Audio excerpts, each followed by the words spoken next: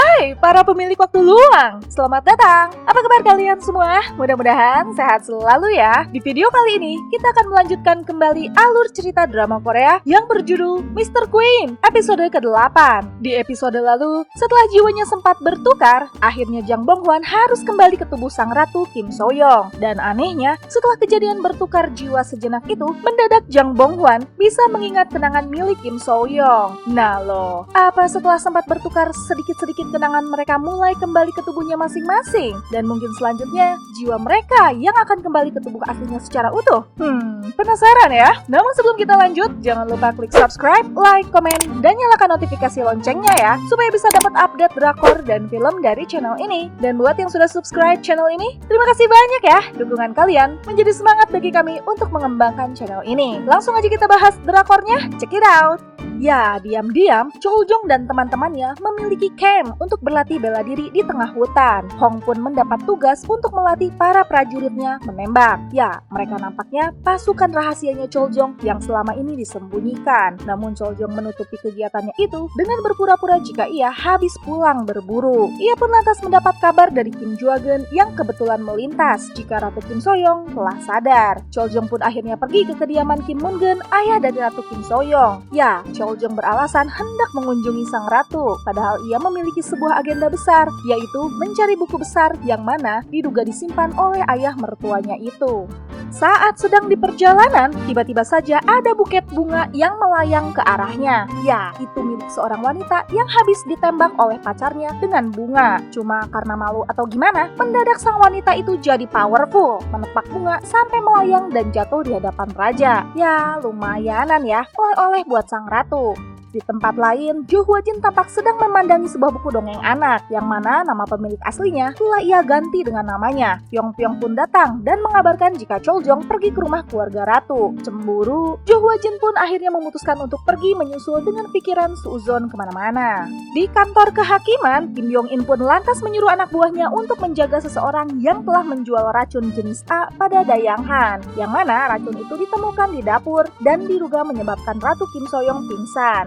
Di sisi lain, Ibu Surijo mendatangi rumah Menteri Jo dan meminta untuk disiapkan jepit rambut pinik serta sebuah barang lainnya. Menteri Jo pun heran, apakah Ibu Surijo hendak memberi hadiah pada Ratu Kim So-young? Mengingat jepit rambut itu hanya seorang ratu saja yang boleh memilikinya. Mendengar pertanyaan itu, Ibu Surijo hanya memasang ekspresi yang bikin orang bertanya-tanya. Di tempat lain, Kim Joo-geun menyuruh Kasim Pipi Codet untuk mencari sebuah barang penting yang seharusnya tidak pernah ada, yang mana barang itu ada di brankas milik Kim Moon-geun.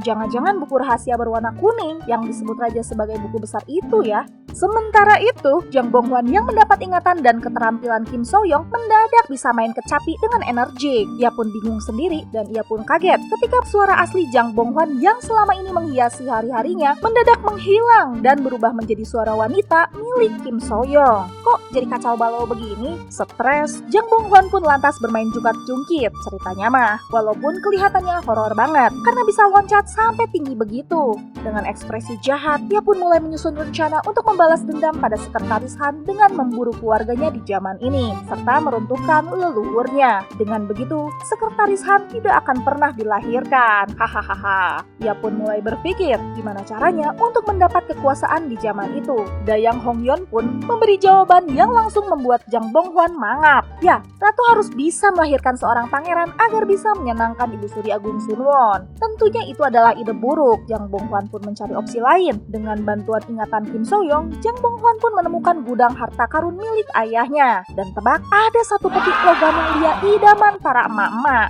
Ya, dengan isi gudang yang berkilau itu, ia memutuskan untuk cepat kembali ke istana dan hendak menyogok Ibu Suri Agung Sunwon agar membantunya mendapat kekuasaan. Di saat Jang Bong-hwan sedang bercita-cita menjadi ratu yang pandai bernegosiasi, Choljong datang dengan buket bunga di tangannya. Melihat Choljong nampak tampan, ingatan Kim So-young pun kembali menguasai Jang Bong-hwan. Teringat saat pertama kali Kim So-young dilantik menjadi ratu, yang mana ingatan itu sangat berkesan bagi Kim So-young. Jang Bong-hwan pun tersadar jika dirinya nyaris dikuasai ingatan Kim So-young. Ia pun lantas meruqyah diri sendiri dengan buket bunga pemberian Choljong.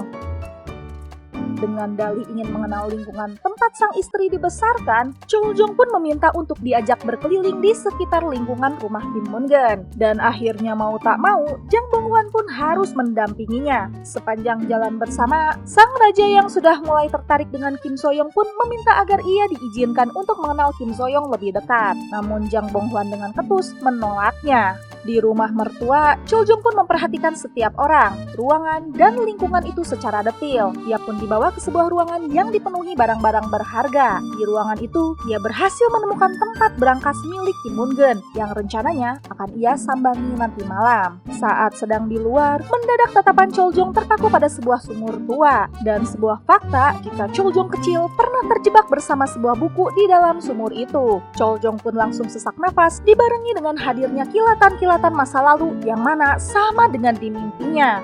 Jang Bong-hwan pun bertanya-tanya karena mendadak ingatan Kim So-young hadir. Ya, ia membayangkan bau lembab sebuah sumur. Nampak Choljong kecil dan dirinya sedang saling mencekek dan Kim So-young kecil sedang menangis sambil menyalahkan diri sendiri atas kematian seseorang pada Kim Byung-in remaja. Saat sedang saling mengingat, Jo Hwa-jin pun datang dan memanggil sang raja. Dan Jang Bong-hwan pun tersadar, Jo Hwa-jin tidak sebaik yang dikira. Ya, kilatan ingatan Kim So-young itu membuat Jang Bong-hwan mendadak jadi tidak menyukai Jo Hwa-jin. Jang Bong-hwan mengatakan jika Jo Hwa-jin pernah menyamar menjadi Kim So-young. Jang Bong-hwan yang masih berbelas kasih menyuruh Jo Hwa-jin untuk jujur pada Choljong saja. Namun selir itu menolak dan pergi dengan kasar.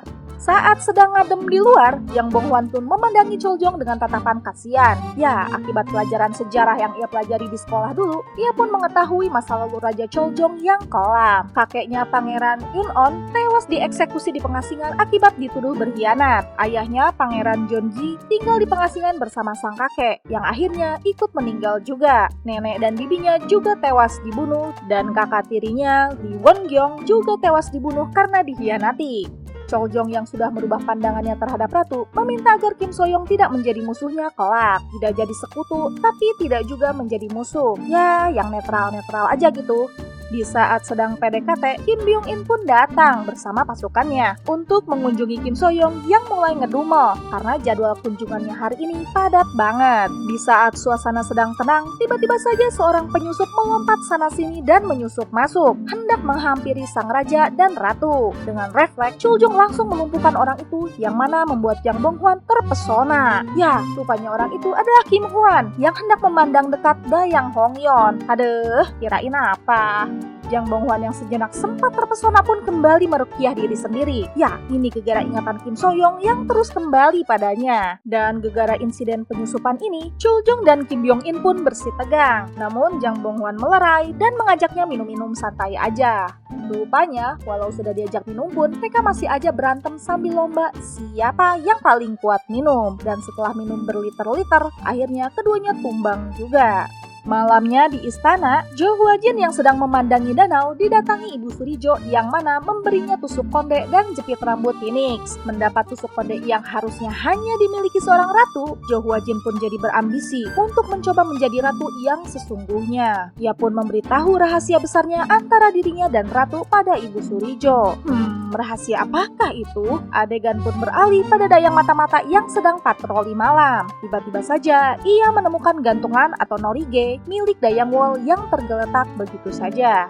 Kembali ke rumahnya Kim So-young, Kasim Pipi Codet pun berhasil menyamar menggunakan seragam Departemen Kehakiman dan masuk ke lingkungan rumah itu. Ya, ia berniat mencuri buku besar di berangkasnya Kim Moon-geun. Sementara itu, Choljong yang sudah sadar dari telernya mulai keluar dan mengendap-endap dengan tujuan yang sama, mencari buku besar. Namun tiba-tiba saja, Choljong malah bertemu dengan Kasim Pipi Codet dan pertarungan pun terjadi tepat di kamar Jang Bong-hwan yang mendadak bangun dan ngelindur. Dari dalam kamarnya, samar-samar Jang Bong-hwan melihat dua orang yang dikiranya sedang menari tenggo. Ya ilah, namun ketika sebuah pisau menancap di dinding, sadarlah Jang Bong-hwan. Mereka bukanlah pasangan dansa, melainkan orang yang lagi berkelahi. Niat hendak membantu, Jang Bong-hwan yang masih setengah sadar malah nimpuk Choljong pakai guci legendaris. Hingga akhirnya, sang Kasim Pipi Codet pun berhasil kabur. Aduh bosku, gak apa-apa kan?